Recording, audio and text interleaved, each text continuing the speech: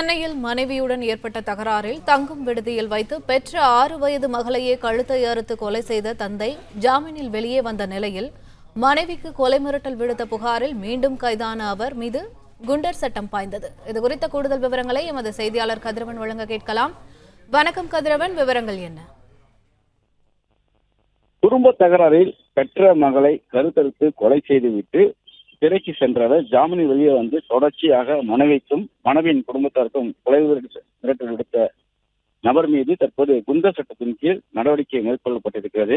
குறிப்பாக சென்னை ஓட்டேரி மங்களபுரம் பகுதியைச் சேர்ந்தவர் ரெபிகா, 27 வயதான இவர் ஐநாவரம் ஏகாந்திபுரத்தை சேர்ந்த சதீஷ் என்பவரோடு திருமணம் செய்து வாழ்ந்து வந்தார். இவருக்கு ஸ்டெஃபி என்ற 6 வயது மகள் இருந்தார். கருத்து வேறுபாடு காரணமாக சதீஷ் தனது மனைவியை பிரிந்து 1 வருட காலமாக வாழ்ந்து வந்த நிலையில கடந்த ஜூலை மாதம் 20ஆம் தேதி சென்னை மவுண்ட் பகுதியில் உள்ள ஒரு தனியார் விடுதியில் வைத்து 6 வயது மகளான ஸ்டெஃபியை கழுத்தறுத்து கொலை செய்துவிட்டு சதீஷும் தனது கழுத்தை அறுத்து உயிரை மாற்றிக் கொள்ள முயன்றார்.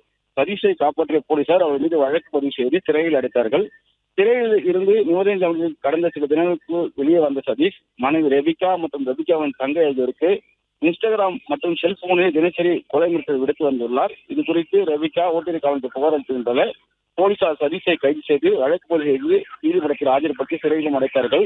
தொடர்ச்சியாக சதீஷ் தனது மனைவி மற்றும் அவரது தங்கை அச்சுறுத்தல் கொடுத்து அவர்கள் உயிருக்கும் ஆபத்து இருக்கக்கூடிய நிலையில ஏற்கனவே இவர் மீது 3 வழக்குகள் இருக்கக்கூடிய நிலையிலும் அவர் மீது தற்போது துணை ஆணையர் முத்துக்குமார் அவர்களின் பரிந்துரையின் போல காவல் ஆணையர் அவர்கள் அருண் அவர்கள் குண்டர் சட்டத்திற்கு நடவடிக்கை அவர்கள் எடுக்க உத்தரவிட்டார்.